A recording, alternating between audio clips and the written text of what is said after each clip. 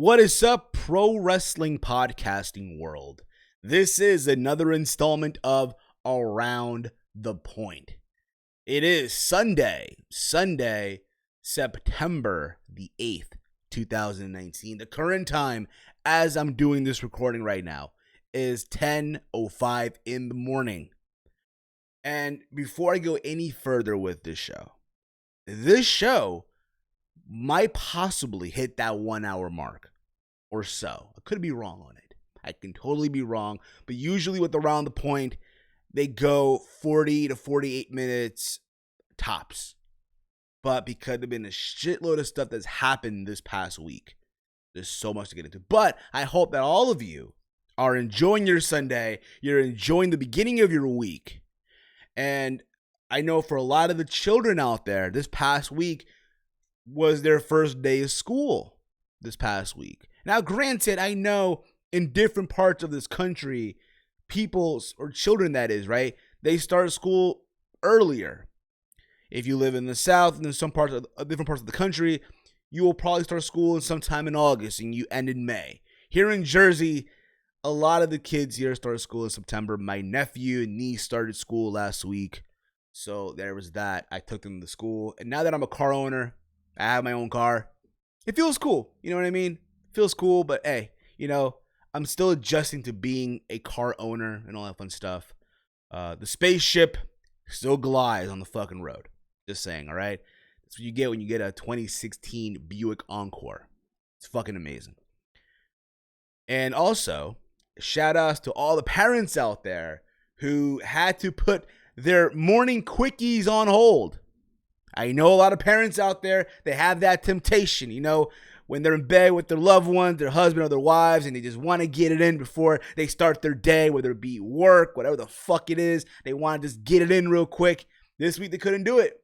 You couldn't fucking do it. You had to get your children ready for school. Had to put that Blue Chew in the drawer. My dude, save that for another night. Save that for another day. But to all the parents out there, y'all are the real MVPs. Before I begin the show, I will be this Saturday live at WrestlePro. WrestlePro returns to Rahway, live from the Rahway Rec Center in Rahway, New Jersey. This is literally like a 12-minute drive for me. I used to live in Rahway. I went to high school in Rahway. So it's like I'm going home. I return home, if you will. But I look forward to the show. I've been to numerous WrestlePro shows, and it's always a fun time for me. Also, the fact that it's my local independent wrestling home base, so I want to rep it, if you will. And at this show, we're going to be seeing the likes of Sami Callihan, who will be facing Brian Cage at Bound for Glory for the Impact World Title. I'll get more details on that later on. Also at this show, we'll be seeing the likes of Joey Janela. As you all know, Joey Janela is signed to AEW, so this will be his final show in Rahway as advertised. Also, we'll be seeing all three members of SCU. Frankie Kazarian, Christopher Daniels, and Scorpio Sky. Also, the likes of Orange Cassidy with his hands in his pocket. And, of course, Pat Buck.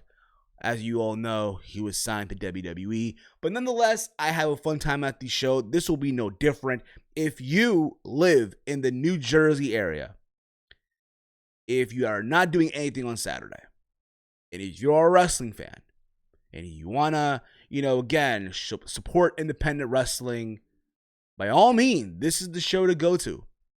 And like I said before, I've been to numerous WrestlePro shows, and every time I go, it's always fun. I've had a lot of you bump into me from time to time at these shows, and you tell me how much you enjoy what I'm doing and all that stuff. And again, to me, at the end of the day, I am just a regular Joe Schmo. I don't think of myself as a big-time podcaster or shit like that. But when you guys bump into me and, again, show me love, it's always fucking cool. Like I said, though, guys, there's a shitload of stuff to get into. A lot of stuff to get into. And again, you guys, if you are new to the channel, I want all you, hit that subscribe button down below. Give the video a big old thumbs up. Hey, dorks, look at this. The fawns, bruh. The fawns. But I love September weather. I love it. It's nice. In the morning, it's chilly. In the afternoon, it's warm, but not to the point where, I got to put on a fucking North Face or anything like that. And then at night, it's chilly again. When it's chilly, I can put on some sweatpants put on a hoodie. Or if not, I'm one of those people. Believe it or not, I am one of those people. I am one of those people that will put on basketball shorts and a hoodie. Oh, but that's fucking weird, Steve. Hey, fuck you. I'll do what the fuck I want to do. And I'm going to take a little sip of the bubbly. I swear to God, that meme has been so fucking funny this whole week. All the stuff that people have done with that meme is just hilarious. Jericho's amazing. But if you want to follow me on Twitter, it's @HeelSteven. Use the hashtag that you see on the bottom right. Hashtag ATPoint to interact with anything regarding this show on Twitter. So this has been a crazy week in the world of wrestling. This past weekend was AEW's All Out, which I've done a review. It's in the archives of this channel, and if you have not checked that out yet, feel free to go give that a watch. It's on the archives of the channel, my thoughts on the entire show, and all that fun stuff, as AEW's on the road to TNT, coming up in October. But also this past weekend, and I didn't get to do a review on it, was NXT UK Takeover Cardiff. And it was going not really head to head, but it was on the same day as All Out. And the thing with that show was, Sal Rex, my graphic designer, sent me an overlay, and I didn't get to do a review on it. To be fair with you guys, I didn't have time. And the thing too, with NXT UK, I know there's people that do enjoy it. There's people that think it's amazing, it's fun, it's different, and it is. But to tell you the truth, and I don't mean to come off like, oh, how dare you say that, Steve, but I just don't have time for it. And that's why I barely even watch it. I barely even review it. I just don't have time. There's so much stuff going on in my life right now that, but Steve, you can't put an hour into your day. That's fine and dandy if you guys do or not, but to me, I just don't have time for it. From people that have watched it, that have told me that they've watched it, there were two matches that were like something to go out of your way to watch, and I did. I watched two matches from the show.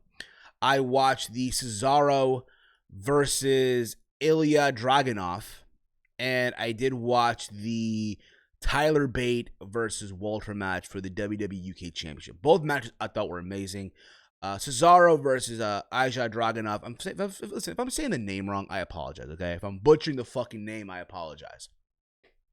But I thought that match was fucking amazing. Cesaro, I know for a lot of people, Cesaro should be on this certain spot in WWE, but unfortunately, he's not there. In the machine's eye, he's right here, but he should be up here. This match, I felt like it proved that. I feel like this match showed that, Cesaro deserves much better. And also the fact that, he could take, when you think about it, right, a nobody. Because if you're real about it, to the casual eye, Ilja Dragunov really is a nobody. And I don't mean to come off as disrespectful when I say that, but he took someone that no one really knows and got eyes on him, made him look like $1 million, and showed that, hey, Ilja Dragunov can hang with anybody. And I know that Ilja Dragunov is a big name in the European scene and all that stuff. He had a match with Pete Dunne, I think, at their last Wembley show. I think it was a year ago, and all that stuff. But that match was amazing. The fact that Cesaro hit 40 swings on this dude is fucking amazing. It's just insane. And again, I know that Cesaro said before that he wished he can just go to NXT UK. Why not? You know what I mean? You want some name value there? Why the fuck not? But again, it was a very, very good match. It was a good back and forth. If you have not watched it, go out of your way and watch it. But let's get into the match that I felt was the match of the weekend last week. Again, if you're a wrestling fan last weekend, you were spoiled. You had NXT UK Takeover Cardiff. You had the New Japan show in the UK. I think it was Royal Quest, I believe that was called. And then later on that night, you had AEW's All Out. So you were spoiled last weekend. And I think the match of last weekend had to go to the match that took place at NXT UK Cardiff between Walter and Tyler Bate for the WWE UK Championship. 40 minutes of just magic. And again, I didn't watch the entire show. I did not. But the people that have watched the show, and they told me, if there's any match you should watch, is, again, the two matches that I mentioned earlier, the Cesaro and Ilja Dragunov, but more importantly, the Tyler Bate versus Walter match. And again, that match delivered 40 minutes of just magic. And especially the two guys that were involved in this match. You had Walter, who is just an amazing talent in himself, someone of his size doing just crazy chops that he does. And Tyler Bate, someone who is small, but is able to just show this super strength that he has. He's being labeled as the big strong boy, right?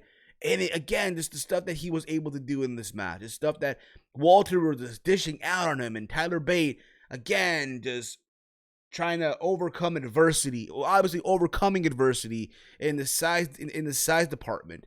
And again, just taking every single shot that Walter had to give him. And he was able to kick out of everything. And just pure magic. Again, just back and forth. Eventually, though, Walter did get the win. He's retaining his WWE UK Championship. Imperium looks like it has the power right now at NXT UK, which is led by Walter, along with Bartel.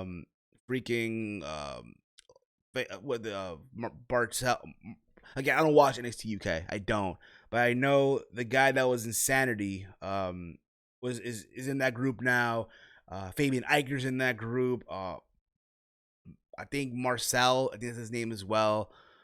And Alexander Wolf. They go Alexander Wolf. They're all in that group, and it looks, it looks pretty cool. But I'll say this too, and this is just my honest opinion. Take it for what it's worth, okay? I know that NXT is making that move to the USA Network coming up in a couple of days, right? And apparently, the first two episodes will be 1 hour on USA Network and the other hour on the WWE Network. That's fine and dandy. It is what it is. But at a time like this, I wish that, you bring some of those NXT UK guys over to NXT US because of this whole move. I did say a while ago, hey, you know what? I did say a while ago, merge it into one NXT. But I can understand why you can't do that, right? Travel issues and all that shit. I get that. But again, maybe bring up some names, bring up some people from NXT UK over to NXT US. And from time to time, have these matches that maybe we don't see that often, like a Tyler Bate versus Adam Cole. Maybe we have seen it, but still, you kind of get the idea. A Pete Dunne versus, I don't know, a Matt Riddle, for example, right? Or a Walter versus a Velveteen Dream. I'm just throwing random names out there. You kind of get the idea what I'm trying to get with this, right? Or let's say a Mia Yim versus Toni Storm, or Kylie, I was going to say Kylie Ray, but she's apparently retired from AEW, or Kaylee Ray, who is the new NXT UK Women's Champion, versus, Shayna Baszler or Bianca Belair. I don't fucking, but you can't get the idea, right? You can do these crossover matches here and there, but again, you can bring some of those NXT UK guys or women with name value, if you will, and occasionally bring them over to NXT US on the USA Network. And it gives them a rub, and it gives NXT UK that rub as well. And all that fun stuff. But again, I didn't watch the entire show. I heard a lot of people enjoy it, like I said, but I did watch those two matches. That's my thoughts on those two matches and all that fun stuff.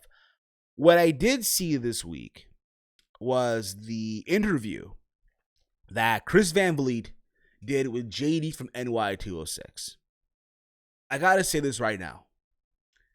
To me, who is doing right now the best interviews in the YouTube wrestling community, the YWC, IWC, hands down right now is Chris Van Vliet. That guy is tearing it up with all these interviews. And he's interviewed a bunch of people, right?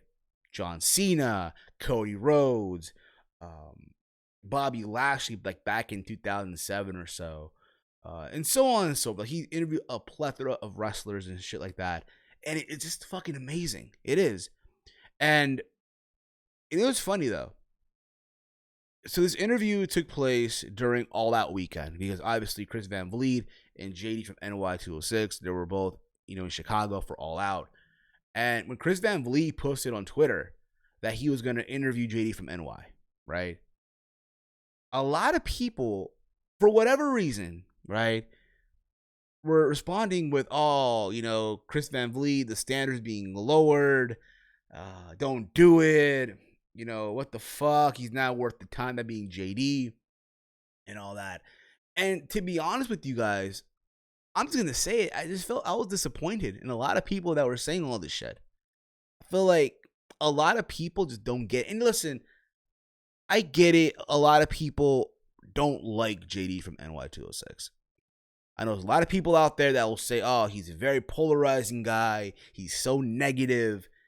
But if you watch this interview, JD comes off like the most genuine person you have heard. This is not the JD that screams and yells on off the script. He's here like a down-to-earth guy. And one thing that I'll say, because I met the guy before. I met him twice.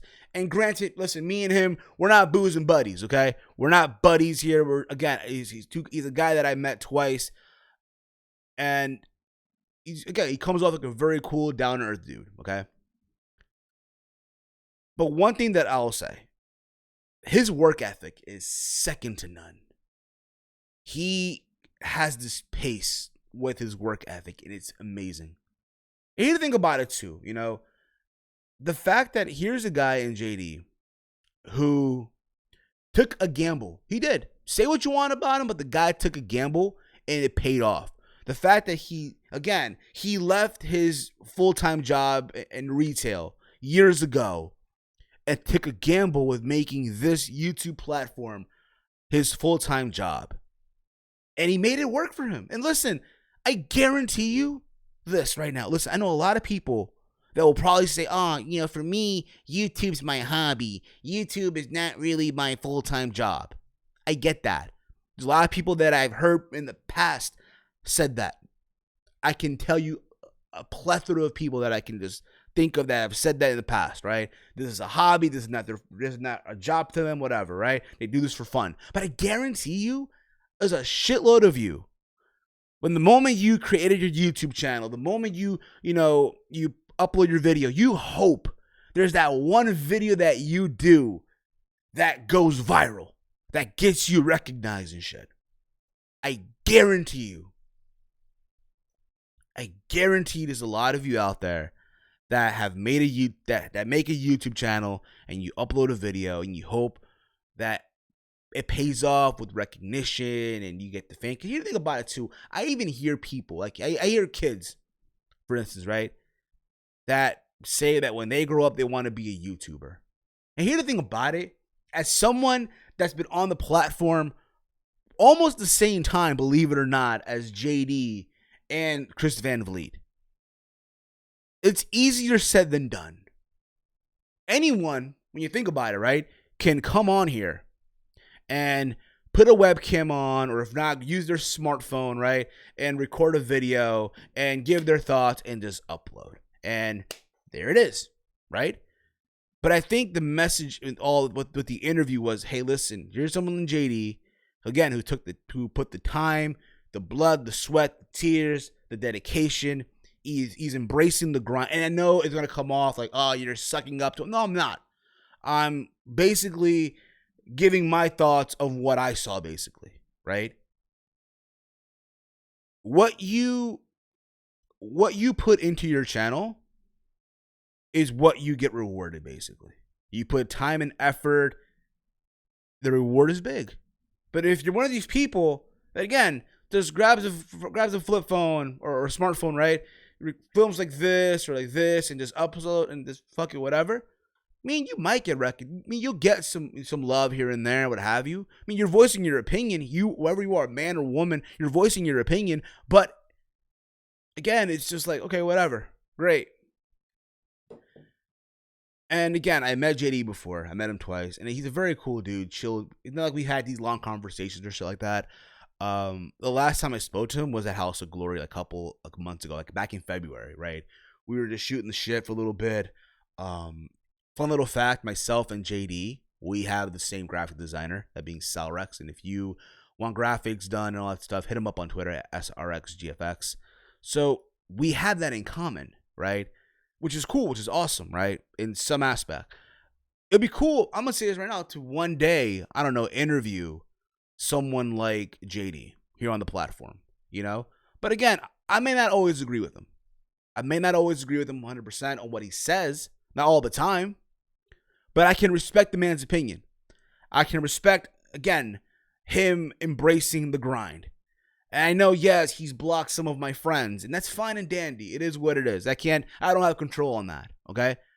But I'm someone that I can appreciate what he does with off the script. I can appreciate his passion for commentary, calling the action in the ring, somewhere like in House of Glory. And I even told this to him a long time ago when I met him in House of Glory again, right? At the time, it was him and Sol Monster. Believe it or not, him and Sol Monster called the Young Bucks final match on the Independents, right? And I said this then, I'm going to say here, and I'm happy that there's a promotion, a wrestling promotion, or any promotion, if you will, right? Like House of Glory, that's allowing podcasters and YouTubers, if you will, the platform to call the action. Let it just be said out there, right? What's happening in the ring. So there's that. I think also, too, say what you want about, love him or hate him, but JD is also one of us. He's part of the platform. He's part of the community. So the fact that someone like Chris Van Vliet, when you think about it, didn't have to do this. He didn't have to. He didn't. But he did. And I hope this puts a different light on JD. I mean, yeah, pretty sure Monday he will scream and yell and just go out there, what have you, for both Raw and SmackDown. But again, the fact that here's a guy who took a chance and it paid off, my hats off to him for that. So mad respect in that aspect. And I'm going to say this too, you know, I am a fan of both JD and Joe Cronin. And I know they have beef. I know there's something there that's fine and dandy. And I'm also a fan of Out of Nowhere, which is hosted by Joe Cronin along with Jake DeMarco, and as well as one of my good friends on the platform, OKayfabe. Conor, for those of you who don't know, he's the host of the OKayfabe show, the Random Wrestling Podcast, and I'm a fan of that format. But at the same time, with all due respect, I do miss the old format of Out of Nowhere with both JD and Joe Cronin. And hopefully one day, and again, I'm pretty sure JD won't listen to this, but I'm just going to say it anyway. I hope that one day, it may not be tomorrow, it may not be today, but somewhere down the road, both JD and Cronin do make up, and it is what it is. If it happens, it happens. If it doesn't, then you know what? Only one can hope. But if you guys have not yet watched the interview with Chris Van Vliet, where he interviewed JD, go give it a watch. It's on Chris's channel. And yeah, just show it some love. Give it a watch. And just, again, it gives you a different perspective on JD. All right? But there's that. Just wanted to say that. Now, got that out of the way. Chris Jericho, holy crap, this week alone. As you guys know, this past Saturday night, Chris Jericho, well, last Saturday, not the one that just happened yesterday, but on August 31st, on All Out, he became the first AEW World Champion, beating Hangman Page. And Chris Jericho has taken so much sips of the bubbly. Right? And I swear to God, this has gotten this guy on this, all the memes that I've seen. Sip of the bubbly. It's so fucking hilarious. A point now where apparently it's probably the most sold out, most purchased shirt on Pro Wrestling Tees. So I think he took way too much sips of that bubbly. So he went to a Longhorn. Was it a Longhorn? Was it Longhorn? I think it was, yeah. At Longhorn Steakhouse, right? The belt was in his limo. The Sunday, September 1st. And apparently, the belt got stolen. And when this came out, like, holy crap, how crazy is that, right? The belt is not even a week old. Well, granted, it's been around for a while, but it hasn't been given to anyone yet, right? Jericho just won the title, and it gets stolen, gets lost just like that. How did that even happen? How does that even happen, right? The Tallahassee Police Department responded to a 2400 North Monroe Street reference a theft. Apparently, officers learned that a championship belt reported to be at the value of $29,250 was stolen from a limo recently occupied by the belt owner, that being Chris Jericho, on September 4th, 2019. So this belt was gone for like a couple of days, right? And a citizen returned the championship belt to the Tallahassee Police Department headquarters, reporting it was found along a local roadway. The limo driver had one job. That is protect the limo and look out for what the fuck's happening inside. This is why you can't trust anyone, seriously. A Tallahassee Democrat interviewed the person that found the belt. Him is Frank Price, a 41-year-old Florida State University employee who discovered the AEW World Title in a velvet bag in the middle of a turn lane on Sunday evening. Price says he and his wife were returning from a day of scalloping and only learned that it was a wrestling belt after taking a peek inside the bag once they got home. Following a quick Google search, the duo realized it was the AEW World Championship, but assumed it was a replica. And this is what he had to say, basically. End quote. At the time, there was nothing in the news about anything being lost or stolen. But then Price listed the belt under the Tallahassee Lost and Found section on Craigslist and wrote, "I found a Pro Wrestling Championship belt on Highway 20 Sunday afternoon." The advertisement explained, "Contact me with the details and you can come and get it." I'm pretty sure this dude took the belt, right? And I guarantee you, here's the thing about it too, right? The fact that this belt cost $29,000, almost 30 grand. Bruh, that's more than my car. This belt costs more than my fucking car.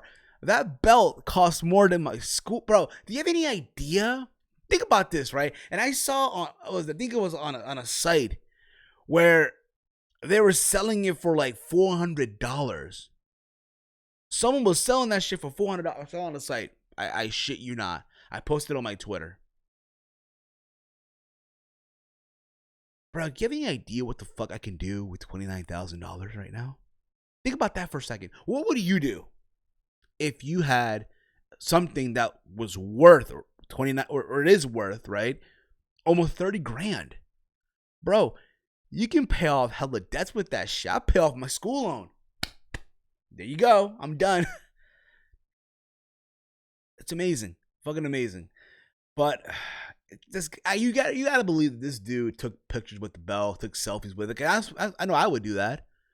I mean, a replica belt doesn't come re-leathered.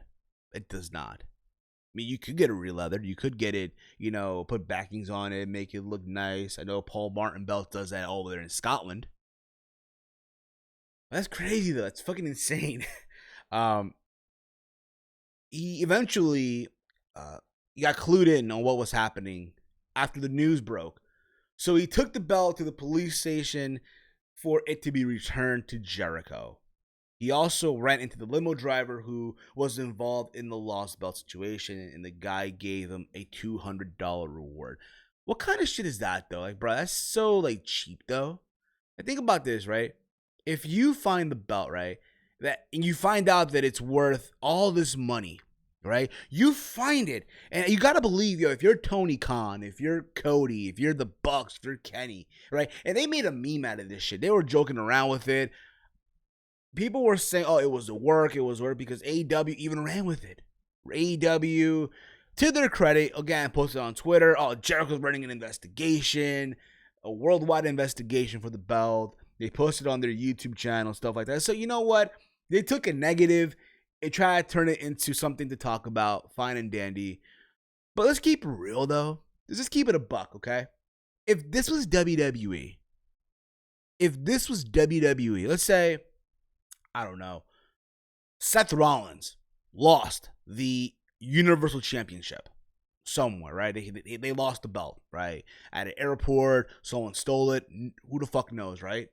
But let's assume that they did. Or someone broke into his house and took the belt, whatever, right? I guarantee you there would have been a shitload of bits on Being the Elite making fun of it. And people would laugh it off, ha ha ha. But a lot of these AEW diehards stood quiet, didn't say shit. The irony, though. But again, it is what it is. It is what it is, okay? But there was that. And the fact that, again, this guy, he found this belt that was worth $30,000 almost. And you get back as a reward $200. What the fuck, dude? Fuck that. But, bro, if that would have been me, if you gave me $200 and just $200 for a belt that cost $30, I would have smashed that shit on the ground. Fuck you mean you give me $200, bro? At least give me $500. God damn, yo. At least give me fucking $500. But I think at the same time, in all seriousness, I think if you're AEW, if you're Tony Khan, I know a lot of indie promotions do this, right? They keep their belts. They don't let the wrestlers, they'll let the wrestlers like walk out with the titles and shit like that. Like I know WWE will do that, what have you. But that's just me. I think that's what they should do. Okay, you want a belt, fine. Let us hold on to it. When you get to TV, you can rock it wherever the fuck you want. I think that's what they should do. Could be wrong on that, but that's just my idea. I just think it's crazy. It's hilarious. It's funny. It's insane. Crazy all in one. Jericho won this belt. He created a meme. A little bit of the bubbly. It's between that and the SpongeBob I'm a head out meme. I think is up there right now. For example, when you look at your sub box and you see that Heel Steven uploaded around the point, I'm a head out. Kind of get what I'm trying to say though, if you will, right? You kind of get what I'm trying to say. But it's so insane though. It's so fucking insane. Guys, give me your thoughts on that though. Like, what would have done if it was you in that situation? If you found the AEW World Championship, this lying there on a roadway, on a turn lane that is, right, inside of the velvet bag, what would you have done? I'm curious on that. Here's the thing, right? If I'm Jericho, here's what he should have done. And it's in all seriousness, right? Leave the belt at home, put it in a safe, what have you. But also, to go on with the character, rock the belt inside Longhorn Steakhouse. Hey, he's the AEW World Champion. Unless he's ashamed or embarrassed to, rock it. But hey, that is around the point. Okay? But I do welcome your feedback, guys. Give me your thoughts on anything that I'm saying on Twitter, @HeelSteven. Use that hashtag ATPoint. What I'm also going to try to do, and I know I didn't say this earlier, I'm going to try to timestamp this whole show and put it in the description box. I'm going to try to do that, okay? So bear with me on that as I do that later on today, but all that fun stuff. Ric Flair has also been in the news this week, guys. Nature Boy Ric Flair. Woo!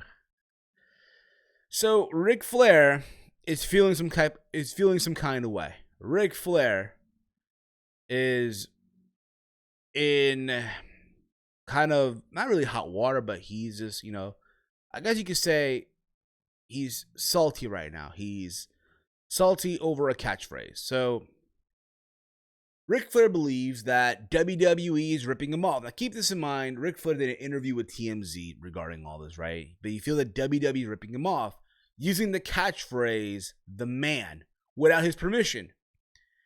And he's now threatening to take legal action against WWE.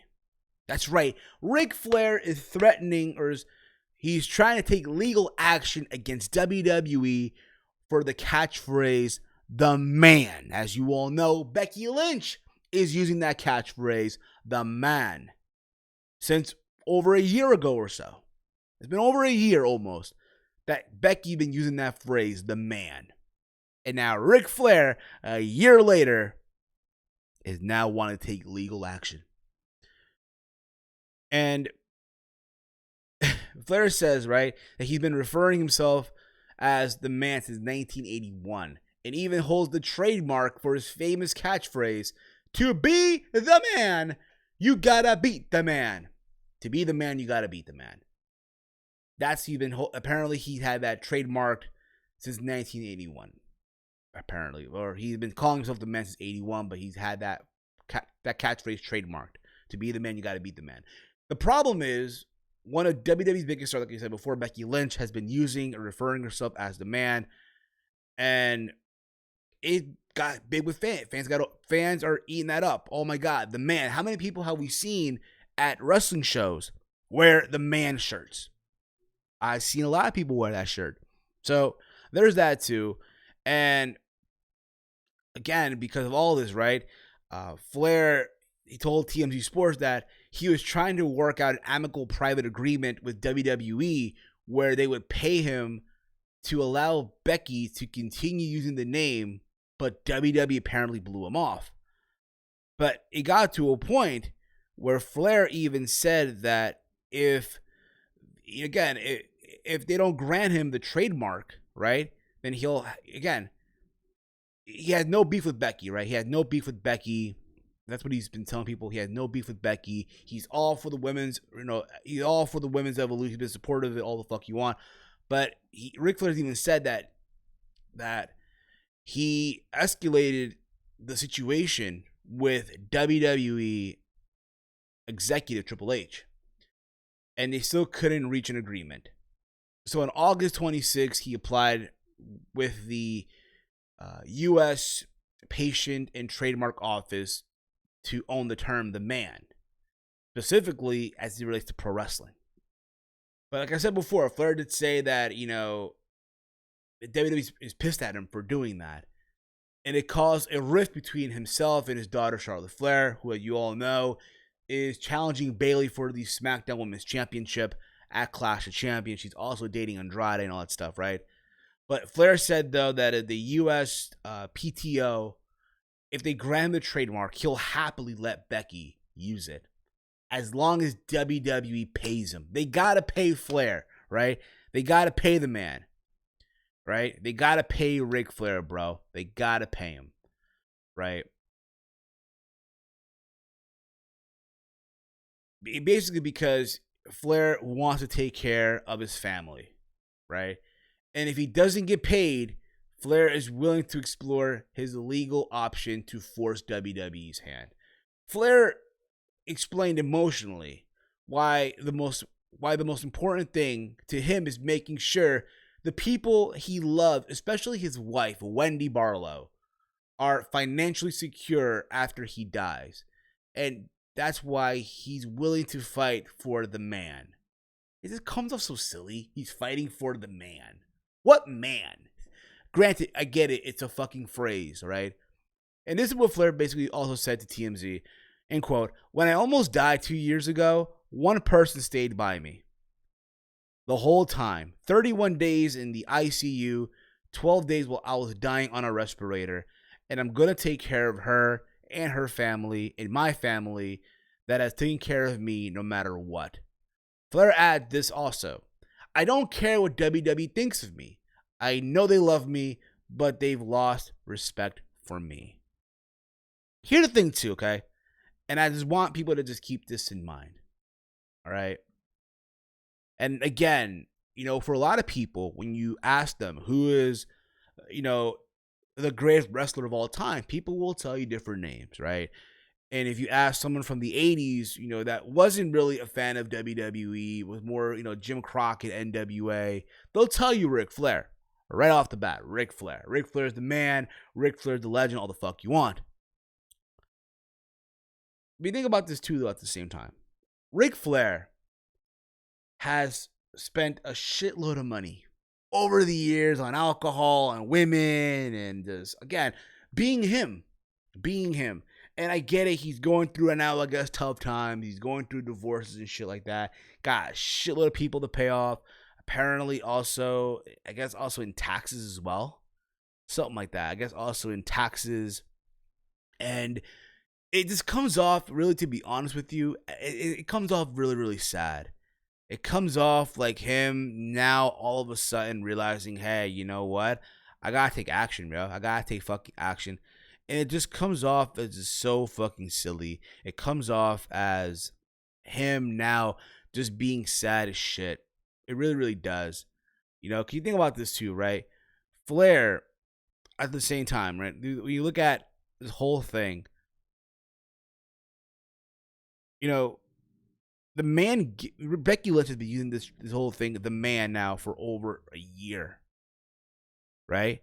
If we've known how over it got, right? We've known how over it got. We know how crazy it got, right? And now all of a sudden he wants to take action? Bro, you had a year to do it.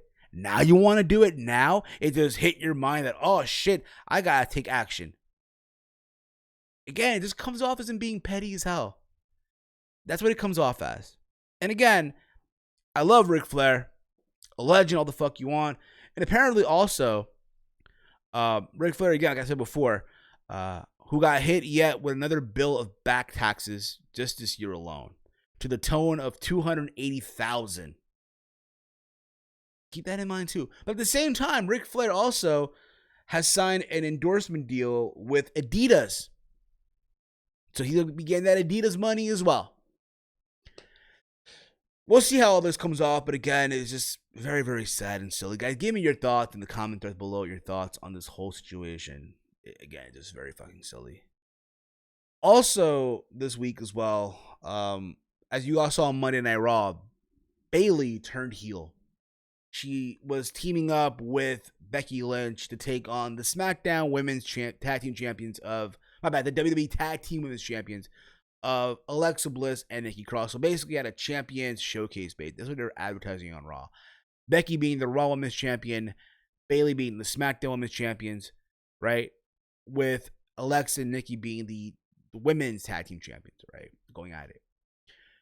And what really got everyone's attention was the ending of the match. Sasha comes out. As you guys know, Sasha is facing Becky Lynch at Clash of Champions for the Raw Women's Championship. And next thing you know, again, they're going at it. And Sasha has a chair. She's ready to hit Becky with it. Bayley grabs the chair and had this stare off with Sasha. And everyone thinks that, oh my God, Bayley is going to be the voice of reason, to calm down Sasha, to relax her, to, all that shit, right? And she has this long pause, and you know where they're going to go with. You kind of saw it coming a mile away. Keep this in mind, early on in the night, Bayley did say that she will not be the afterthought in this whole thing. And then Bayley proceeds to smile and attack Becky with the chair. Everyone's like, oh, right? And Michael Cole on commentary, like he was having a fucking heart attack. Like, why, Bayley? Why? So both Bayley and Sasha are heels. And now on SmackDown, right? On SmackDown this past Tuesday, Bayley went on to explain why. And again, she talked about her loyalty to the friendship she has with Sasha. How Bayley wants to teach children about loyalty, being a role model, stuff like that. But the problem is, though, and again, what I mean problem is not what I assume WWE was aiming for with the reaction from the fans. Because the fans were eating this shit up. They were chanting Bayley. And it's funny because if you go on the WWE YouTube channel and you watch the clip from SmackDown, they try to edit in, they try to splice in the boos in the crowd. But if you watch the original version, people are cheering. People are like losing their fucking minds about this shit. Oh, this is awesome. This is fucking amazing and shit. I'll come short because again, Charlotte is facing Bayley also at Clash of Champions for the SmackDown Women's Championship. And Sasha comes out after, and again, the same procedure, the steel chair. You see Bayley and Sasha taking chair shots at Charlotte Flair. People are chanting one more time. They're just eating this shit up. It's fucking amazing, right? Fucking amazing. From the crowd, that is, right? But I think, in all honesty, Bayley turning heel is the best move for her right now. Let's be real about it. Bayley coming to the main roster, everyone had this hope that, oh my God, it'll be the same Bayley from NXT. And it really wasn't. They really did her no favors at all when she came up to the main roster. Now that she's a heel, I really hope. And granted, at the same time, too, it's like this, and it's kind of critical, too, if you wanted me to be critical. She comes out to the ring on Tuesday with the same flying tube man and shit, and she didn't give him no hugs. So there was that. But I think, though, you keep all that. You keep it. Why the fuck not? But I think this will do more good for Bayley in the long run. And let's see what happens. Let's see where this goes down. But on Monday, coming up tomorrow from the Garden, it's from the Garden tomorrow. Live tomorrow from MSG. I have friends that are going. If you're there, have a fun time. It will be Sasha and Bayley versus Charlotte and Becky in a tag team match. Very, very, very interesting stuff. Why not? Also on SmackDown, Erick Rowan, as you guys know, was revealed as the attacker of Roman Reigns. A couple of weeks ago, backstage, he pulled down that giant-ass shelf, and it landed on Roman, right? Then after that, the car that tried to hit Roman but crashed into Roman's car, all that stuff, it was revealed to be Erick Rowan at the end, after watching SmackDown 2 weeks ago, right? And here, this past Tuesday on SmackDown, you had Daniel Bryan wanting an apology from Roman Reigns. As you guys know, Roman speared Daniel Bryan on stuff, right? And he's demanding an apology from Roman. Roman comes out, and Erick Rowan then attacks Roman Reigns. Garbage man, that is, right? Attacks Roman Reigns. He attacks him, and he then gets on the mic.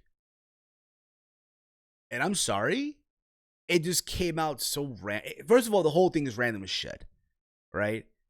It's random as all hell. Rowan on the mic is just the cringiest shit in the world. It doesn't match who he is almost as a character. It just came out like, like what the fuck is this shit? You know what I mean? That's what it came off as. He talks about no longer being, how he's not being controlled by Daniel Bryan and stuff like that. Bryan is again trying to talk some sense into Rowan. He slaps him, and then Rowan hits him with the claw onto the announcer's table. But at a Clash of Champions, it will be Roman Reigns versus Garbage Man Erick Rowan.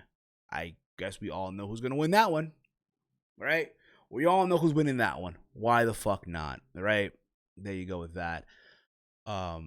They announced, there's rumors going around that the 2019 WWE Draft will be happening real soon, which means the end of the wild card rule, which everyone has been wanting, the end of this whole shit. Let's go back to where it once was, a draft, brand and brand, right? Raw brand, a SmackDown brand, right? So the rumors going around that the draft will take place, or will begin on the 11th of October on the episode of SmackDown, once they're on Fox, by the way, in Las Vegas, Nevada, which will be, again, the Blue Brand's second show on Fox. And it will continue through the 14th of October, which will be the episode Monday Night Raw, where it will wrap up. Now, this is what I think will happen. Now, I know a lot of people are building their fantasy draft, right? Who's going where and shit like that. I'm not doing that. I'm not. Maybe I will on a future date, what have you. But I will say this. I think that it's going to be between Raw and SmackDown. I know people will say, oh, what about guys? What about people from NXT, right? I think with NXT now going to the USA Network and going 2 hours, right? Them going head to head with AEW, which I have more news on AEW, by the way, in just a little bit. I don't see anyone from NXT being called up to Raw or SmackDown. And honestly, you shouldn't. Don't have anyone from NXT, or even NXT UK for that matter, even make the move to Raw or SmackDown. No. Hell no. Why would you? Fuck that. It should be between the Raw brand and the SmackDown brand. Now, will it be where, hey, there'll be a draft on that October 11th show, and then through the 3 days there'll be supplemental drafts, or will it be that draft that day and on the 14th that other draft? We'll see. But it's going to be very interesting to see what's going to happen. With that being said, at the same time, the positive in all this, it's the end of the fucking wild card rule. God damn it, please let this end already. Let's move on. It's going to be great. No more wild card rule bullshit that Dave literally beaten the shit out of. All supposed to be 4 guys from a brand going to Raw, 4 people from the SmackDown from the Raw brand going to SmackDown each week. Dave fucking just said, fuck all that shit. Just fuck it. We've seen more than 4. It's always been the same people. But there's that. Also, on Raw this coming Monday, it'll be Rey Mysterio versus Grandmaster Talik. There's that as well. Cool. Awesome. Whatever. And yeah. Let's move on, shall we? Let's move on here. We got also this Monday the semifinal of the King of the Ring. So on Raw, it's gonna be, believe it or not, I know when I saw this, like, what the fuck, yo? We have Baron Corbin, who defeated Cedric Alexander this past Monday after Cedric got attacked by the OC of Styles, Anderson, and Gallows before the match. But Baron Corbin got the win. And he's facing Ricochet and Samoa Joe. Because Samoa Joe and Ricochet went to a match where both men's shoulders were on the mat and the referee counted both men's shoulders down. So there was no winner on that. So we're getting a 3-way this coming Monday between 3 guys in the semifinals.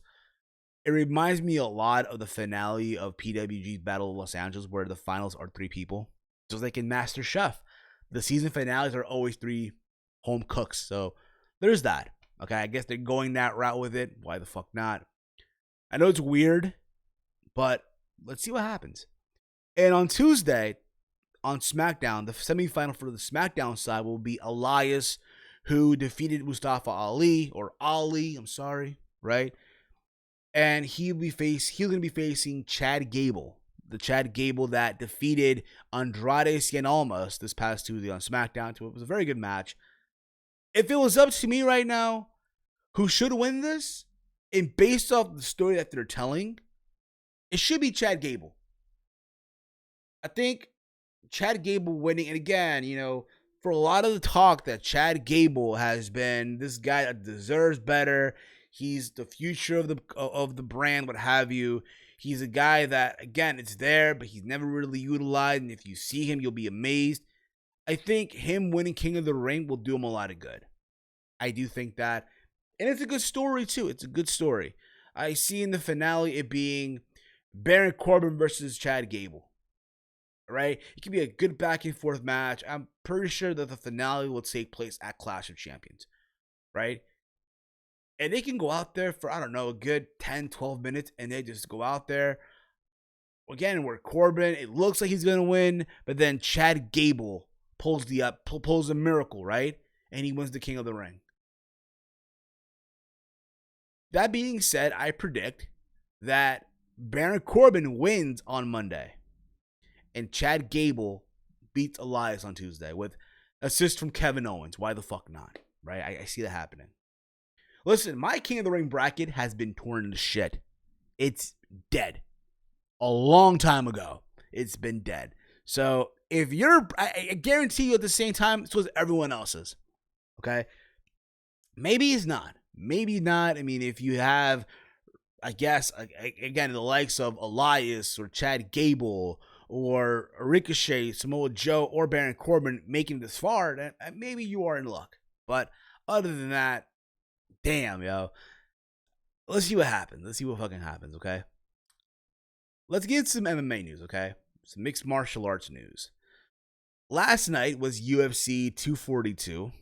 It was the main event of Khabib Nurmagomedov, the current UFC lightweight champion, defending his championship versus the interim UFC lightweight champion, Dustin Poirier.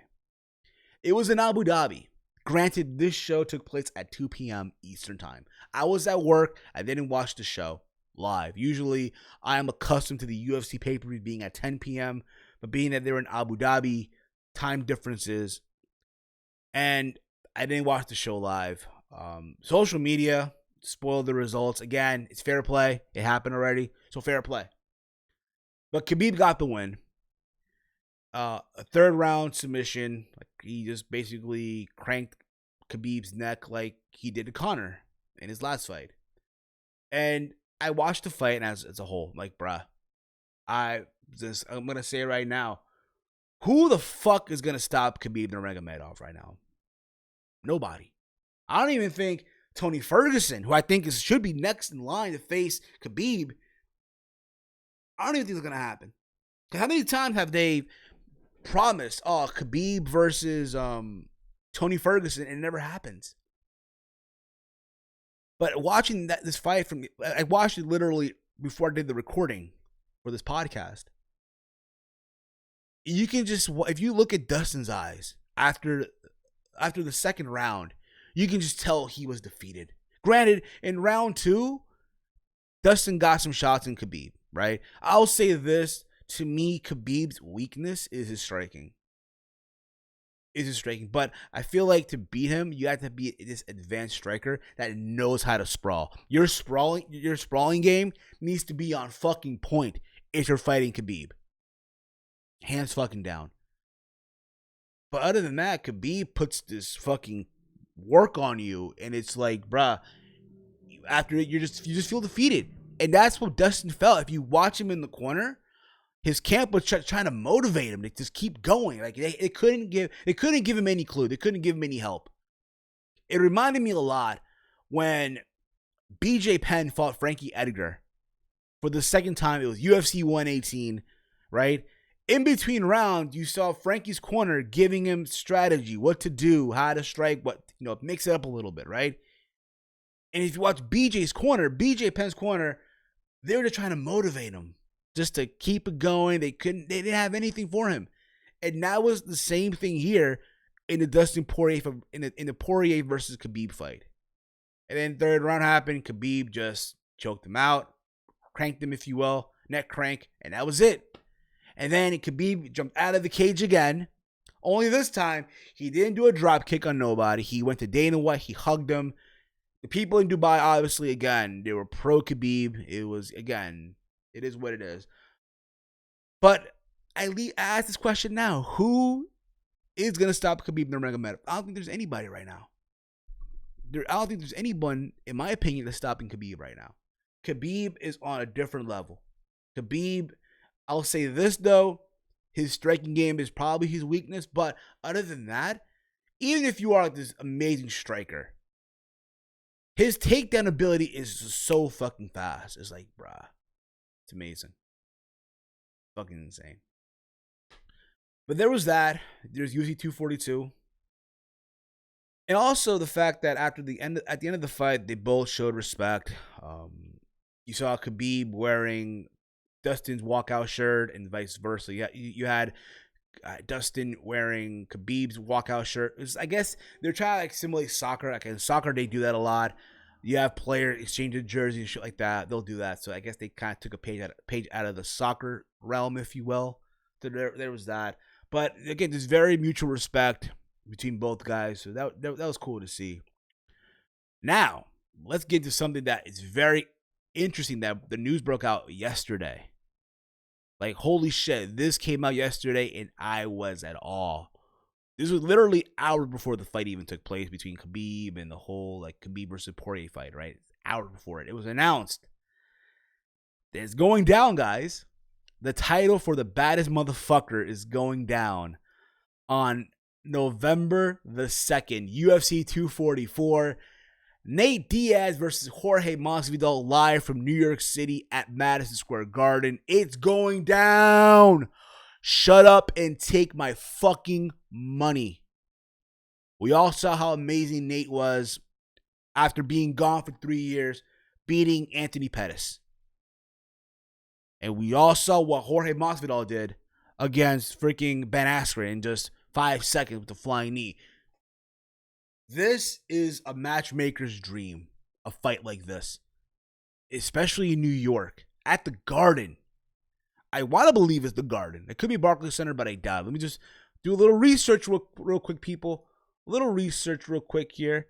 UFC 244.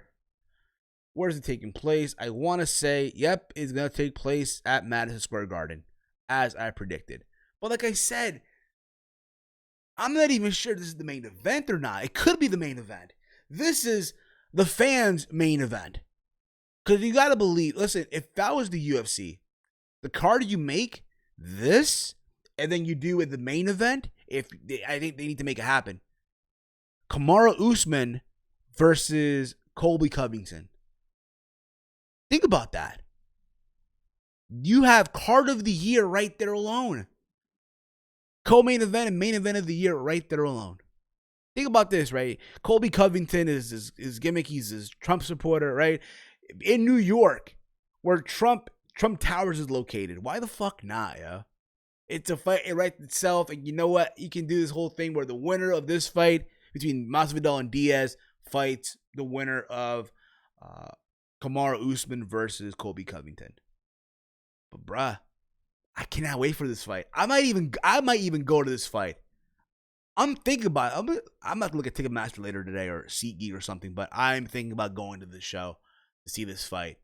I only pray to the fighting gods out there. Please do not fuck this card up. Please do not. Because anything can happen. Anything can happen, but I'm just hoping it doesn't. Hoping it does not. Also, there was yesterday Bellator. I think it was 224. I believe it was yesterday. I could be wrong on that. Let me see here. Check Congo versus Ryan Bader too, right?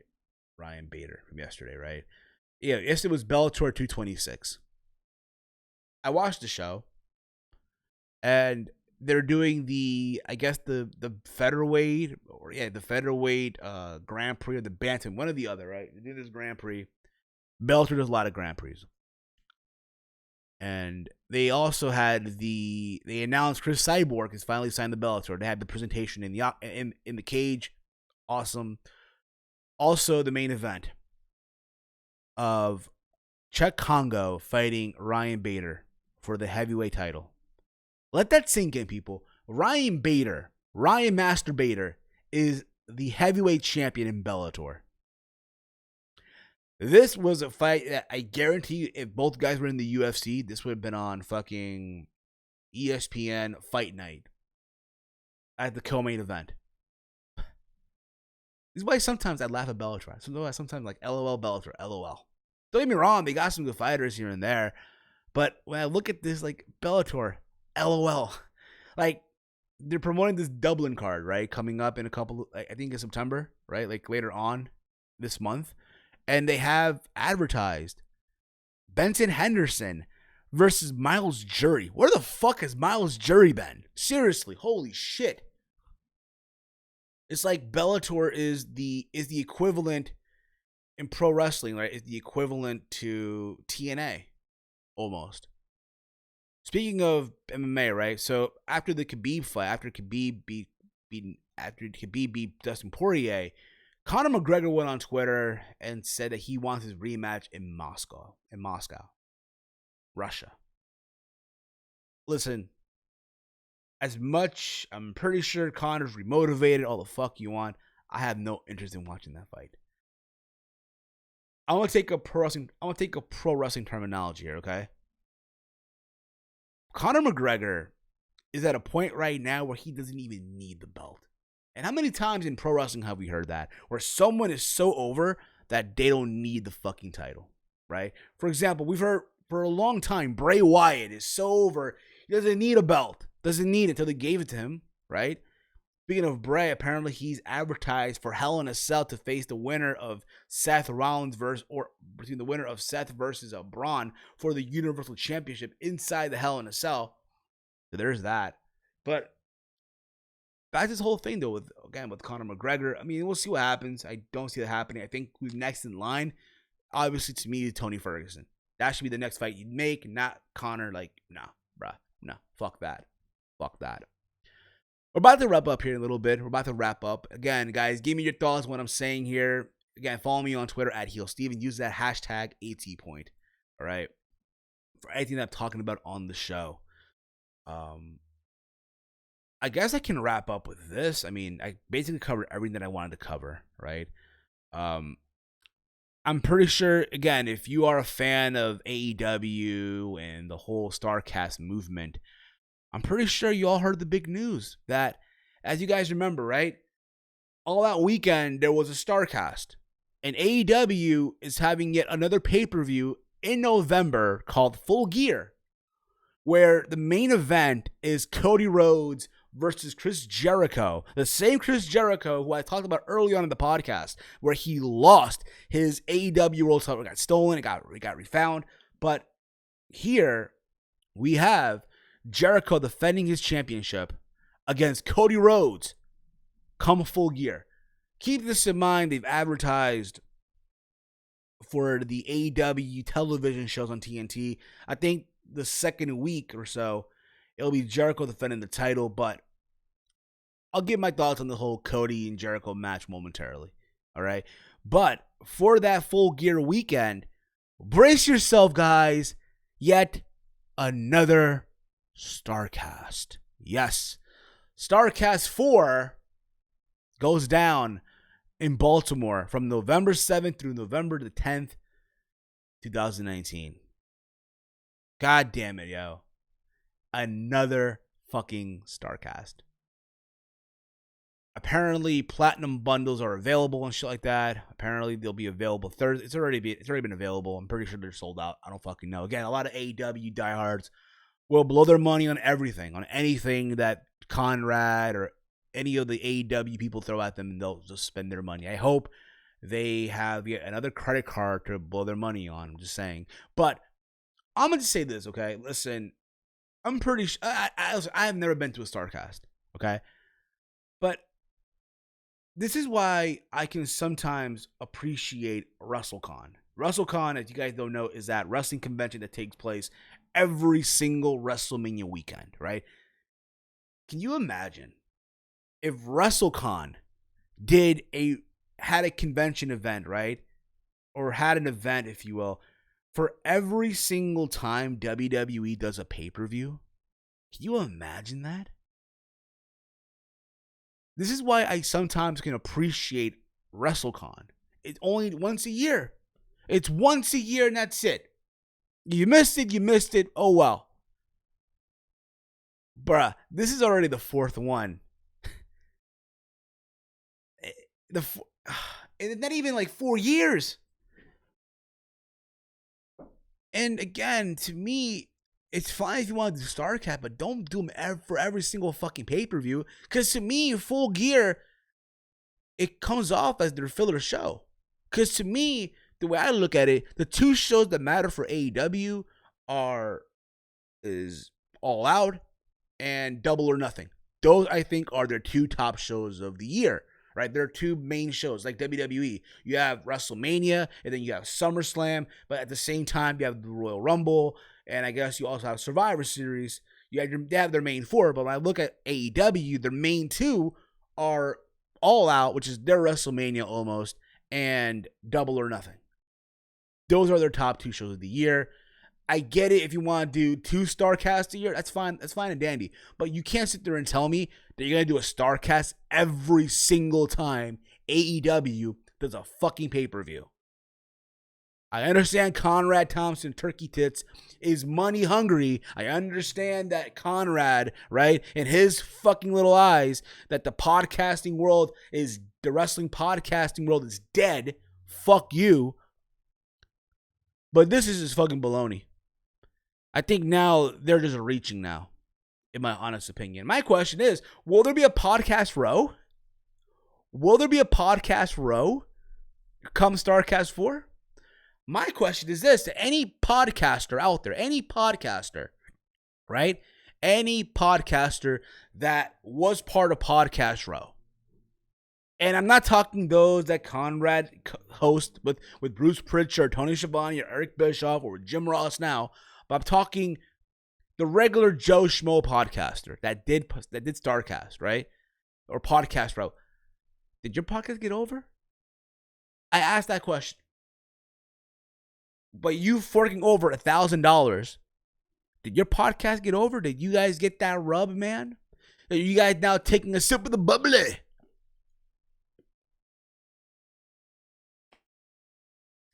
Again, I'm fine if you do twice a year. That's fine. To me, it should be only done once a year. This is why, again, I can appreciate something like WrestleCon. Once a year, you missed it. Oh, well, it's always next year. But you can't sit there and tell me that they're going to be doing a fucking Starrcast every single fucking year. It's just crazy. It's insane. Hey guys, real quick, as I'm doing the editing here, I did say as well that Chris Jericho will be defending the AEW World Title versus Cody Rhodes at Full Gear.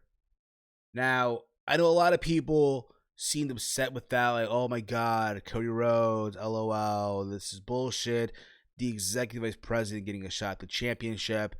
Now, if you guys remember, they did say that in AEW, wins and losses will matter, right? You think about it, as far as singles competition is concerned, right? Cody Rhodes is 2-0. He has defeated Dustin Rhodes at Double or Nothing. And this past Saturday at All Out on the 31st of August, he defeated Shawn Spears. So he's undefeated. Now, the way I look at it too, and again, I know people aren't big on the idea of it, but honestly, I don't mind the match. I think it'll be a very fun match. It'll be that very WWE style, if you will. But at the same time, if you're AEW, your goal right now is to get eyeballs on your product. And you think about it, right? Cody and Jericho are both two established names that people already know, right?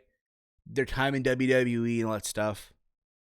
And to be fair with you guys, is the match to make. Again, for their second pay-per-view, or their next pay-per-view or so, once they're on TV, after they're on TV. At the same time, I don't see even Cody winning the match. As you guys remember, right, at All Out, everyone thought, oh, when Cody chose MJF to be in his corner, oh, the heel turn is coming, y'all. The heel turn is coming, even though MJF is already a heel. But oh my God, y'all, it's happening. It's going to happen. He's going to turn on Cody. He's going to turn on the coaster, right? The roll coaster, if you will. What I see happening, in all honesty here, right, is here it finally happens. It looks like Cody's about to win, and the next thing you know, MJF turns on Cody officially. And that is what cost Cody the match in the championship. I think everyone is overreacting. Calm your tits, relax, and that's my thoughts on that. Now listen, I'm pretty sure a lot of you out there, I'm pretty sure all the AEW diehards say, oh, how dare you, Steve? How dare you say that shit? Hey, man, you keep blowing your money. You keep blowing it away. But I think, yeah, that's basically everything I wanted to cover on this show, guys. I thank you guys again, as always, for tuning in thus this far. If you have, you guys are fucking awesome. But what I'm going to try to do is put some timestamps in the description box of the video to get you guys to listen, all that stuff. What I'm also going to try to do as well is probably put this up on the feed on iTunes or Stitcher through the Team Hill podcasting feed over there on Podbean for you have to listen to and all that fun stuff. But we'll see. We'll see on that as well. But this has been the show, basically. I want to thank all of you for tuning in. If you are new to the channel, hit that subscribe button down below. Give the video a big old thumbs up. You can follow me on Twitter at HeelSteven. I want to give a big thank you to all of you, but also to the homie himself, my primo, the best graphic designer in the entire IWC, the one, the only, Salrex. If you are a YouTuber, if you are a podcaster, and you want awesome graphics done, awesome overlays like you see here for Around the Point, if you want awesome logos like you see here for Around the Point, or something like the Team Hill podcast, then by all means, people, by all means, hit up the man himself right now on social media over there on Twitter at SRXGFX. Tell him that I sent you. Not only the Salrex is he my graphic designer, but he's also the graphic designer, like I said earlier, of JD from NY206, the host of Off the Script, the Solemn Monster, the host of the Solemn Monster Sounds Off, House of Glory, and as well as Big Mike's from Big Mike Wrestling Recap Show. I did say also that this Saturday, September the 14th, I will be at WrestlePro as WrestlePro returns to Rahway, September the 14th, from the Rahway Rec Center in Rahway, New Jersey. with a 6 p.m. meet and greet and an 8 p.m. bell time. And if you see me there, feel free to say what's up. What up, dork? What up, motherflower? It is what it is. Also appearing at the show, we'll see Sami Callihan. Like I said also early on, he'll be challenging Brian Cage for the Impact World Title, which should be a fun match. Hopefully Sami finally gets to win. I did see that Brian Cage proposed to his wife, Moses Santos, on Impact. There's that.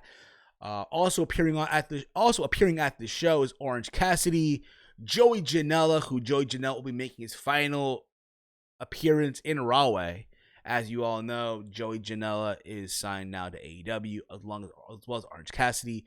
Also appearing at the show are the 3 members of SCU, SoCal Uncensored, of Frankie Kazarian, Christopher Daniels, and Scorpio Sky. So I will hope that SC, all you dorks out there, September the 14th. Also appearing there is Pat Buck. As you guys know, he is now signed to WWE. So again, guys, I look forward to seeing all you guys there if you are going to be at the show. If you live in the New Jersey tri-state area, if you want to check out some independent wrestling, check out WrestlePro. Why the fuck not? All right. That's going to be it for me, guys. I am out. It's Sunday. I got stuff to do. And this, my friends, has simply been Around the Point. Good day, my friends.